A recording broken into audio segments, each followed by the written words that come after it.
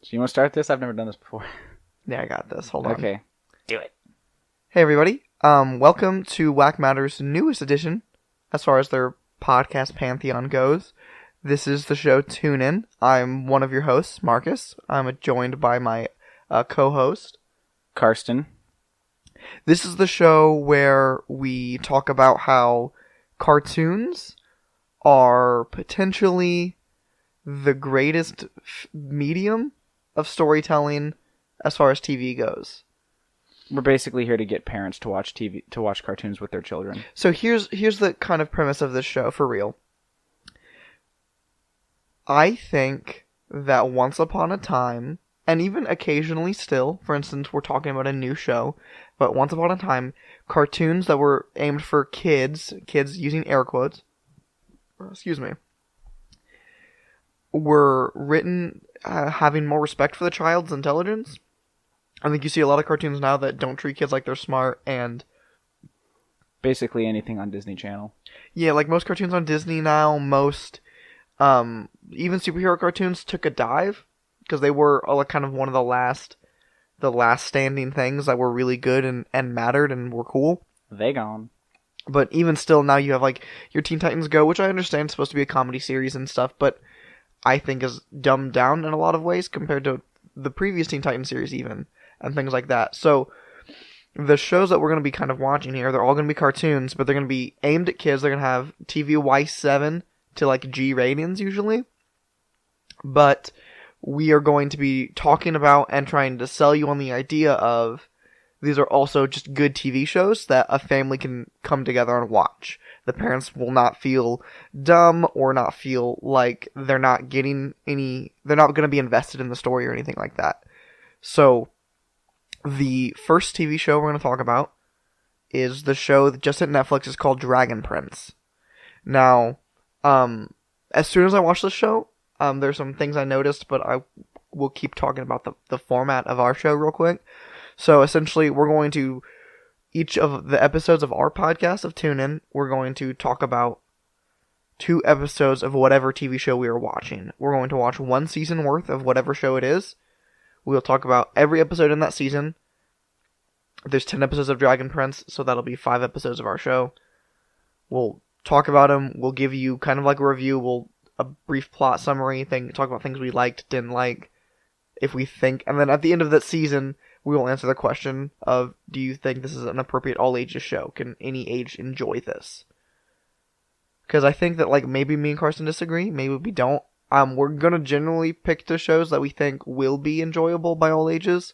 So we're not going to like go review like Caillou and be like, no, only little kids will like this one. Are you sure? That's some pretty good stuff right there. Quality content. Yeah, the remix of the Caillou theme song or whatever, though, is pretty tight. Okay, but don't get me started on the Little Einstein's theme song. Oh, dude. Oh, the Trap remix? Good stuff right there. Only the best. How does it even...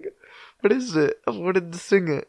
We're going on a trip in our favorite rocket ship, zooming through the sky, Little Einstein. Turn up, man. Okay, so let's get into it. I've seen the show before. Karsten? That's my first time seeing the show. First watch. The first episode of the show is called Echoes of Thunder. It was created and written by Aaron. I don't know how to pronounce his last name. Give me a shot. Maybe I can do it. Maybe I am better than you. And then Justin something. Justin Richmond, right? Yes, you are correct. Justin Richmond, and then Aaron. I got nothing. It's spelled EHASZ. It's fancy. It's Karsten, above my pay grade. What did you think of this show? What did you notice about it? What did you like, dislike? Give me your quick first impression of this first episode. Well, the first thing I noticed, it was definitely the animation style was definitely different than a lot of the stuff we see nowadays. Like there are only like two instances of that animation that I can recall that I've seen before, and one of them was this older Iron Man cartoon called Iron Man Armored Adventures. Or good show. Something like that. No, it's Iron Man Armored Adventures. It's a good show. Yeah, it's been forever since I've seen that. And then the web series RWBY. I've never heard of that. Yeah, I've only seen like a couple episodes of that, but the animation was very similar. Probably the same type. It's kind of like a 3D model kind of thing, but it's not like a 3D model. Is that how you describe it? It's really, it is bizarre. There are, one of the first things I personally noticed about this show when I first watched it was I watched it, the first episode, and I didn't even get all the way through, and I was like, I think this might be the people who made Avatar: The Last Airbender. It's all in the eyes. There's similarities. There you go. Yeah, you did it. In the eyes.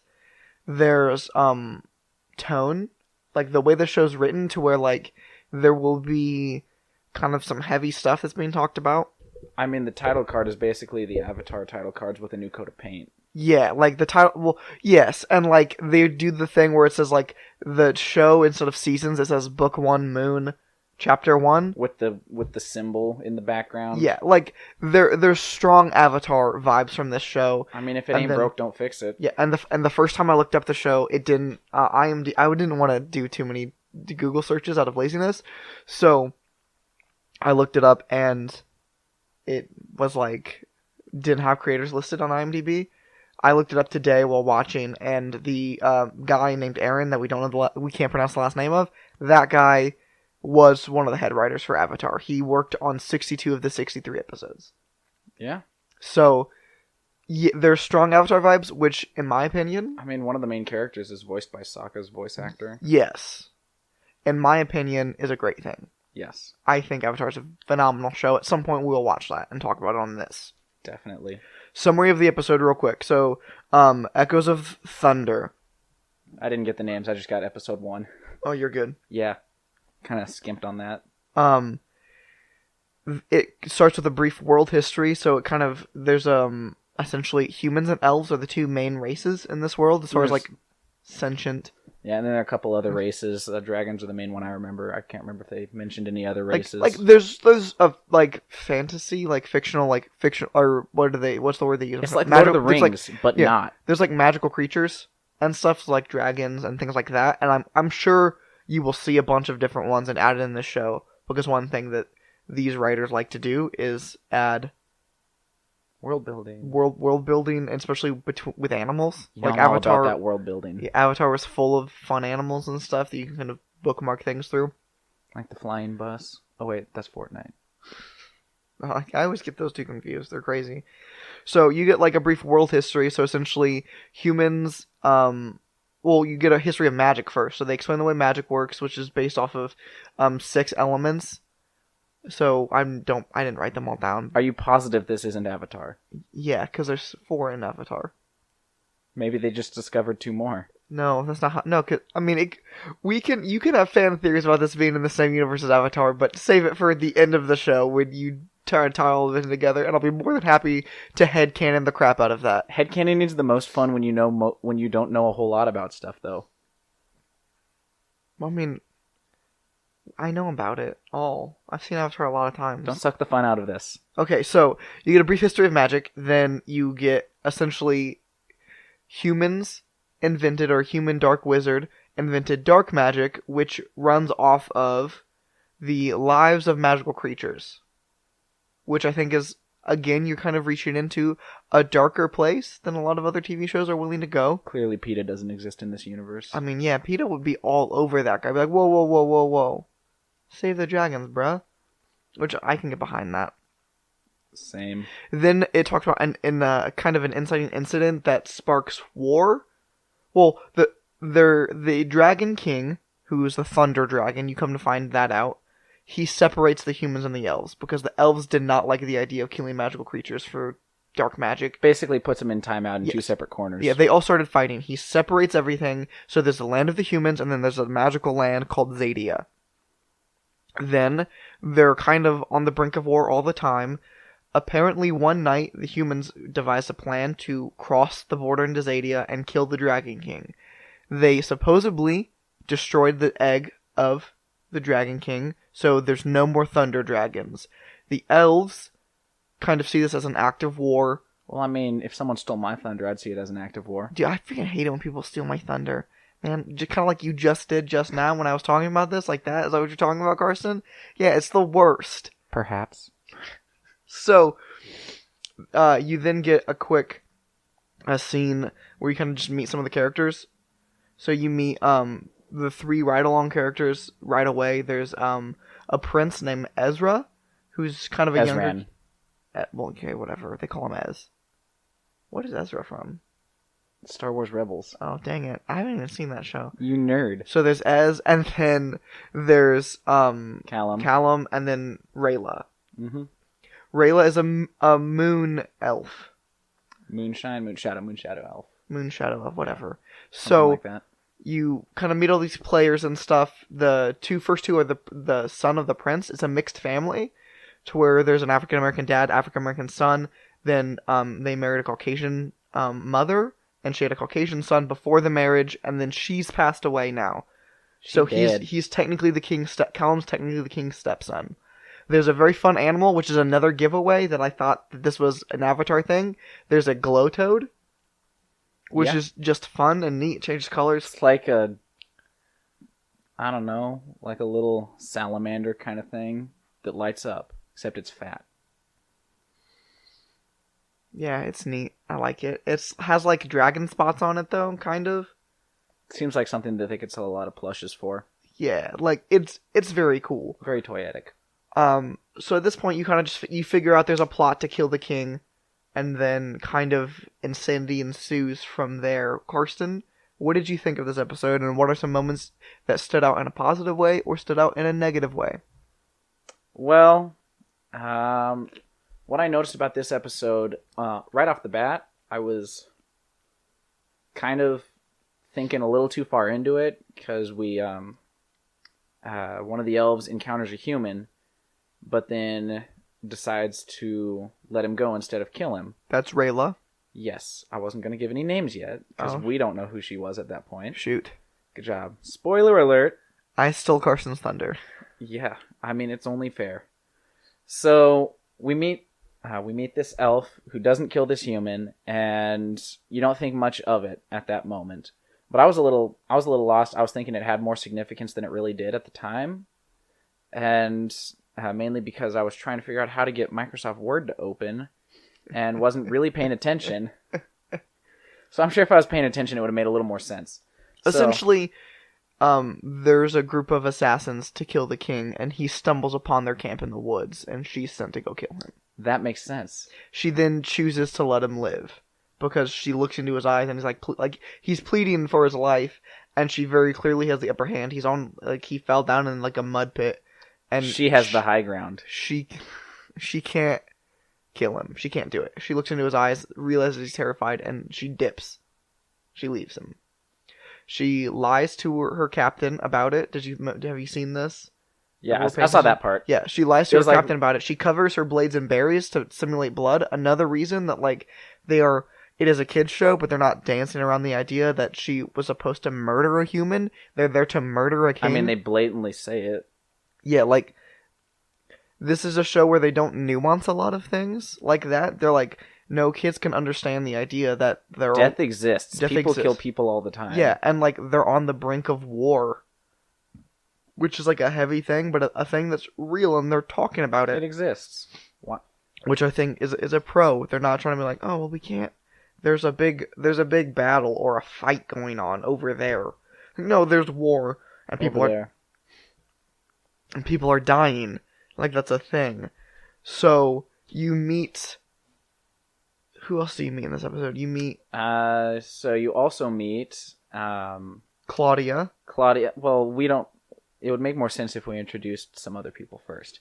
So basically, we've met Ezran, Callum, and Rayla. Rayla's the elf. The elf. And then we also meet the king. I did not catch his name. It was unimportant, or at least I thought. It is, fairly unimportant. Well, to me, it was unimportant. It is fairly unimportant. He also seems like a good guy. He seems like a good king. He has kind of a heel turn at one point, though. Reminded me of King Solomon from Walking Dead. Ezekiel? Yes. There you go, bud. I knew it was something about the Bible. I couldn't remember, though. It's been forever since I've seen that show. Yes, but no, like, he He has very long dreadlocks. Black man. Yeah, King. he's a cool character. Has a pet animal that's pretty neat. He has like a really cool Essentially bird. the same character. He has a bird of some kind. Yeah, it's like a magic bird. It looks dope. I want one. Okay, keep going. So his best friend, kind of an advisor kind of guy, Lord Viren. I thought we were just gonna call him Jafar. Jafar? No. Let's not soil Jafar's name. That's fair. He's not a good enough villain to be Jafar. Yeah, he's not. So Lord Viren, he's this magical dude. He's a pretty sketchy wizard guy, but he's the best friend of the king. So we're supposed to just go along with the fact they're buddies and they would never do anything to harm each other. It's great. They're like tight. So Lord Viren has 2 kids that we know of so far, and that's Claudia and Soren. So Claudia is basically she's a mage that's like training underneath Lord Viren, basically his apprentice. And then Soren, his son, is kind of like the captain of the guard or something like that. He's a pretty high up soldier. He's a comedy relief character as well. He's kind of a goober. You get a fun scene where he's trying to teach Callum how to sword fight. Callum's much older. Callum's, he's 14 at the time, as opposed to, how would you say Ez is? 9? Yeah, so Ez is like 9-ish. Either way, they're both underaged. Yeah, but he's getting trained because he's older, and princes, you're supposed to be good warriors and stuff, so he's getting trained how to sword fight by Soren, and he is trash at it. Pretty bad. It's embarrassing. You realize he has a crush on Claudia, and Soren's a weird character to get a beat on, because in a lot of ways he seems like a big tool bag, and in a lot of ways he seems kind of like a solid bro. Like I don't know, he's kind of all over the place. As far as I've seen in the show. Yes, he seems like a not good character. I think he's one of the worst characters in the show. Because, like, you see him saying overtly kind of horrible things about how, like, you're not actually a prince and there's no way the king's gonna love you like a son and stuff because you're not his biological kid and, like, all these things. But then he realizes that Callum has a crush on his sister and helps play up a scene where he looks cool in front of her. Maybe he's, like, schizophrenic or something. Maybe it's, like, a mental health thing. Maybe he has, like, multiple personalities. And this is actually just a setup for that one movie. Oh, what was it? Split, yeah. This is a prequel to Split. And that's what this whole show is. It's out there, and it's going to take some time to get to the Split parts, but big deal. So we'll need quite the time jump. So, the guard who stumbles upon the bad guys, or not the bad guys, I guess. There's not really good guys or bad guys. It hasn't been established yet. Clearly defined yet. So the guard that stumbles upon the moon elves, the moon shadow elves, comes and essentially tells the king about it, and they decide that, there's a clear panic, and they do this thing where they leave you in the dark about some things intentionally, and I think that's cool. I like it when they do that. Because they are like, moon shadow elves, like, it's a full moon tonight, and it's like this big deal, and they don't explain why it's a big deal. They're unclear about a lot of things. To, like, what, episode 3? But we'll get there. Yes, like, we'll get there, but, like, apparently, moon shadow elves, something happens special on full moons. It's a problem maker, to the extent that they're in their own turf, in their own, like, they have their entire guard there, and he's like, my guard cannot handle this. The entire kingdom is not enough. Yeah, it's not enough to handle these 6 moon shadow elves. They're gonna kill all the younglings. He's like, I want to send my kids away. I don't want them to get hurt. If they go far enough away, by the time, like, they come to kill me, it'll be not a big deal. You, get a very cool scene of kind of the moon shadow elves doing this weird thing with these, they have like these ropes. It's a cult ritual. Yeah, it's essentially a ritual where they talk about death and talk about how they're going to go kill people and how sometimes they think it's a necessary thing. Again, a thing that they're not treating the show with sort of kid gloves, but it's still not done in like an immature way or grotesque way to where kids can't enjoy this. Yeah, I think they did that well. They did that really well. Yeah, and they're essentially like, sometimes there are horrible people that have to die, essentially, and I mean, maybe they're capital punishment. Sacrifices must be made. Yeah, so they do this thing, they do like this weird prayer almost. The kind of bracelets they wrapped around themselves in a big circle light up, and then that's all we know for right then.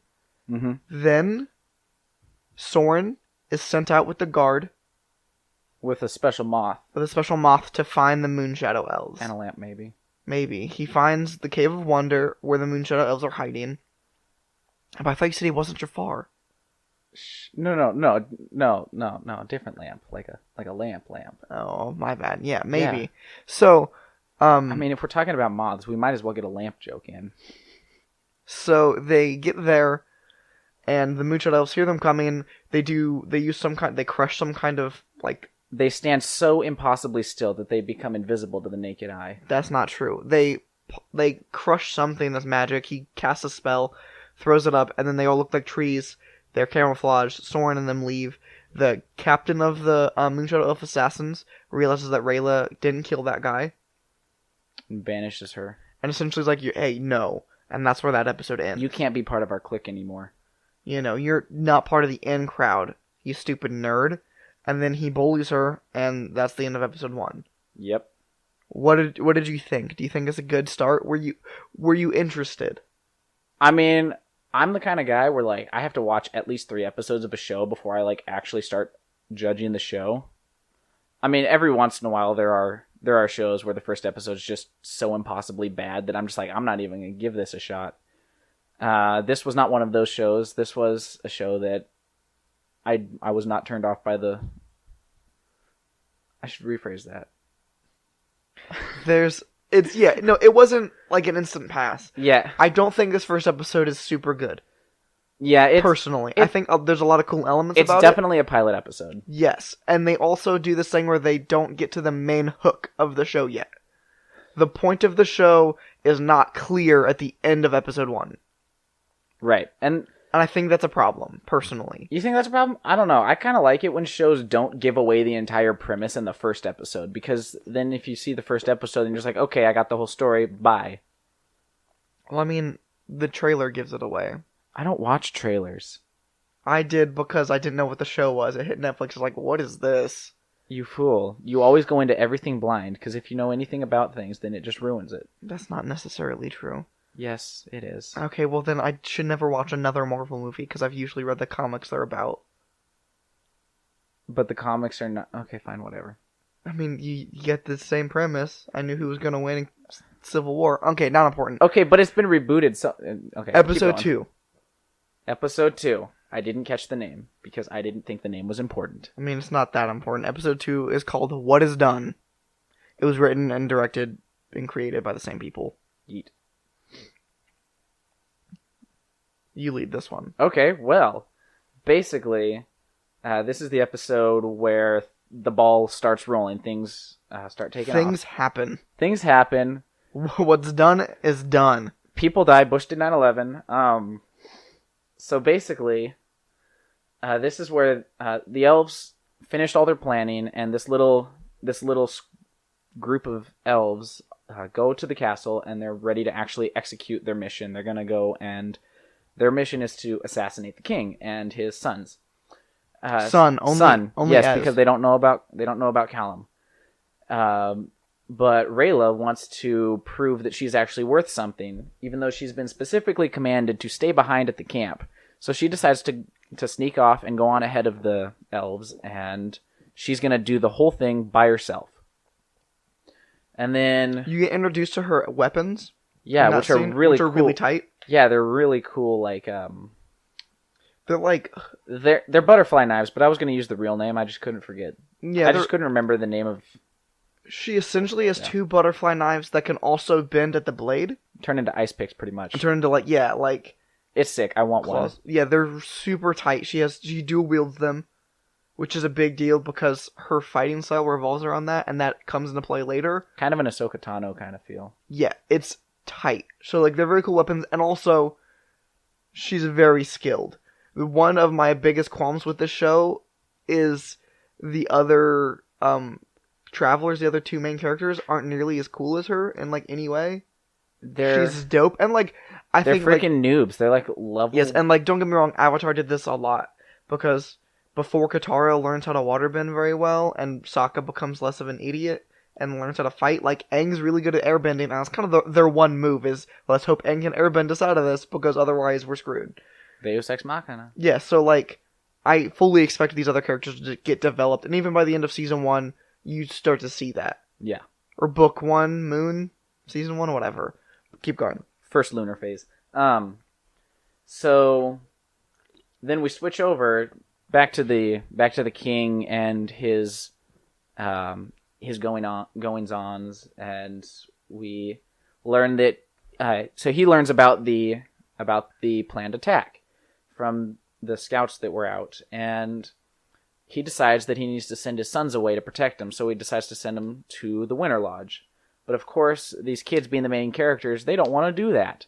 So they run off and start exploring the castle, end up in the dungeon. And they run into, as they're running around the castle trying to figure out what to do, they run into Rayla, and Rayla tries to kill them. Because that's the best way to motivate the plot. Just get the main characters to try and kill each other. Yes. Also, they do this thing where... Hunger Games. They just think, so, Callum's trying to be a good big brother and stuff. And I like that they, minus a few jokes that Soren makes, they don't act like it's weird that they're brothers or anything. Like, they're technically stepbrothers, but, like, no. Like, Ez is his younger brother that he tries to take care of. It's a really tight bond. Yeah, like, it is a neat thing to see. So, essentially, he figures out through what Rayla's saying is that she's there to kill Ez, and he's like, that's me. Yeah. Yeah, so, and then he starts running away and stuff. It's neat. She corners him, and then Ez starts talking to Callum through a painting, because I guess there's secret passages, because it's a castle, so of course. Yeah, I mean, what castle doesn't have secret passages? If your castle doesn't have secret passages, you need to spend your money on something else. You figure out a freaking, one of the cool things about this glow toad is he can shine very bright. Whenever you say hello to my little friend. Yeah, so essentially, he flashbangs Rayla, and Callum and Ez take off into the hidden catacombs, and Ez is leading the way, because he's been there before. Yeah, and he knows the difference between a stone and a rock. Yeah, that's a weird part. Also, around this time, Claudia comes up with an idea to potentially save the king. She tells her dad, and her dad is pitching this to the king, and it revolves around... She's just like, hey, let me pitch this to you. And, I had to. The king says no. He's like, I don't want to use more dark magic that got us into this whole mess of war anyway. So no, like, let's not do that. And of course, that makes... that makes the wizard guy Jafar really mad. Because black magic is life for him. It's black magic or nothing, man. Yeah. Black hashtag Black Magic Matters. So then you kind of get into this weird thing where as the you kind of get two storylines that are going on very concurrently. Well, three storylines that are going on very concurrently. Let's make it 4. Let's create our own storyline. No. So there's what's going on between the king and Jafar. There's kind of the elves progressing through the city to find these people, and then there's Ez and Callum running away. And as they're running away, they find a secret room. Ez does this whole secret passageway thing where he hits all these buttons or rocks and stones, and what Carson was referring to, he goes rock, stone, rock, whatever, and he has to do it in the right order. A secret passageway opens up. They go to another secret passageway opens up because they're already in one secret passageway. The secret gets deeper. So they go and they get cornered because a bit from the first episode is that he's been stealing jelly tarts. So Rayla's able to solve the puzzle because she hits all the buttons that have jelly tart jelly on them. Yeah. They get cornered again. There's not really a way out this time, and Ez makes everybody stop fighting because they find the dragon egg. Surprise! He's not dead. Yeah, so there is another thunder dragon that exists. Turns out, in theory, he's in an egg. He's in an egg, so the dragon prince was not destroyed. They just stole his egg. So Rayla completely changes her mind, and she's like, "No, there's no need for vengeance now. We were here to kill the king." Well, they shouldn't necessarily say this, but in her head, it's like, we were here to do all this because you destroyed the Dragon King, and you destroyed all thunder dragons. Essentially, there's no way to have any more. But she's like, "This is a game changer. This shows that not all humans are trash and stuff." So they sort of then and there decide that they're going to take this to the elves to show them, like, hey, try to stop the war. They're going to go out of their way to try to stop the war. Claudia catches up to them, and then they kind of all start bantering and yelling at each other. The king does this weird heel turn, essentially. Kind of becomes a jerk. Yeah, he gets super aggressive towards Jafar for almost no reason when Jafar just wants to save his life, and it is a weird moment. I'm not gonna lie. But essentially, the thing that Jafar wanted to do was transfer the king's soul into something else. So that the king's body could be killed, but the king would live on. Yes. I think that they do it. They don't ever say that, yes, it happened. They say the king died, but there's imagery in later episodes, the spoilers, I guess. I don't even remember if we saw this. Well, so they show, like, that crow and, like, the king's bird and stuff a lot in later episodes. Where he says, aren't you going to sing for the celebration? Yes, like that kind of thing. Yeah, that's what I was thinking when he said that. I think the king is inside the bird right now. And I think at some point he'll come back into play. Because, for kids, we can't kill off the father figure. Yes, but also they do kind of just kill a character that was introduced as a main character, which I think is a neat thing for all intents and purposes. And I also like how it's vague enough to where we have this theory, but we could be wrong. But that's a decent red herring, and that's a neat thing to throw at us. Yeah, I like... Sorry, I interrupted you. No, you're good. No, that was just, like, I think that's a neat thing, and that shows, like, they sort of want kids to think that, but they sort of don't, and it's mystery, and you have to look for context clues and things like that to understand it. They want you to overthink it. Which adds a layer to this thing of not just being a bad children's show. Yes.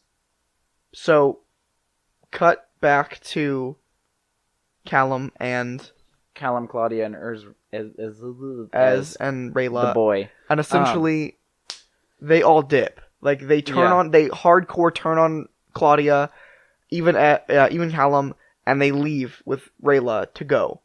Rayla's like, we're gonna go save the world. See you later. By this time, it's a full moon. All of the Moonshadow elves look weird, and they look almost spectral. Yeah, it's like almost invisible, but not. And they don't say if it makes them faster or stronger or anything like that. They still are kind of unclear as to what it means, but they're kind of kicking butt inside the city, going towards the king. Rayla gets into a fight with her old mentor. I forgot that guy's name. Yeah. Something with an R. All their names started with an R. Yeah. That's all I remember. I thought he was going to be an unimportant character as well, so I didn't mind taking down his name. I'll have to pay attention next time. Because, like, they show him a few more times. Like, it's a big deal. They kill at least the king's body, we think. Something like that. But the kids get away is the important thing. Yeah, the kids get away and they start on their magical journey to take the ring to take the egg to destroy the Horcrux. Yeah. It's pretty strong Lord of the Rings vibes from this thing. Yeah, it's very fantasy heavy, which I'm a fan of. I like fantasy a lot. Mm-hmm. But that's sort of where episode 2 ends. Yeah, it kind of ends right there where they're running away. It doesn't end on a happy note. It's a little dour. The king just died. The elf sends out a special arrow that's supposed to alert all of his people. Magic. Yeah, that the king's dead. So that their mission was sort of fulfilled, I guess. And then he gets captured. He doesn't die. He's the only elf. Him and Rayla are the only elves from that night that don't get killed in the city. He's taking capture, and it's a dour note. Especially if you think the king is dead. Like, if you don't think he's going to come back or he's inside that raven or anything. Like, it's sad. Yeah. So, that's where that show ends. Do you have any fan theories or anything like that? Fan theories? I think it's all just a dream. And this whole time... It's a fever dream of who? Aang. It's one of the episodes before. This is all a dream from the episode series before. Ready? Here's the theory. This is all taking place while Aang is in the iceberg.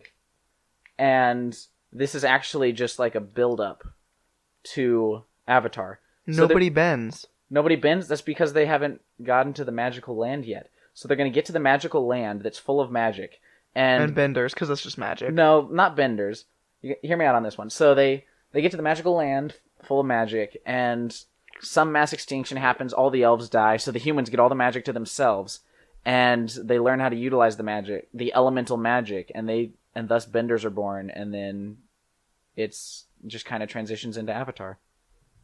Okay, I think you're wrong. However, no, I'm always right. I would be okay with that. Real quick, we want to say thank you for listening to this podcast. If you listen to it, if you could, give us a 5-star review on iTunes. It helps the show out a lot. We were able to get an Audible sponsor for a different show of ours due to these ratings and things like that. So thank you for that. Feel welcome to follow us on social media. We're getting better about posting those and keeping everybody updated and in the loop about how that stuff works. We are on Instagram. It's WackMatters_com on Instagram, and then it's just WackMatters on Twitter, WackMatters.com on Facebook, because my brother is kind of a dangus sometimes. Yeah. If you go to the website, we have a donate button.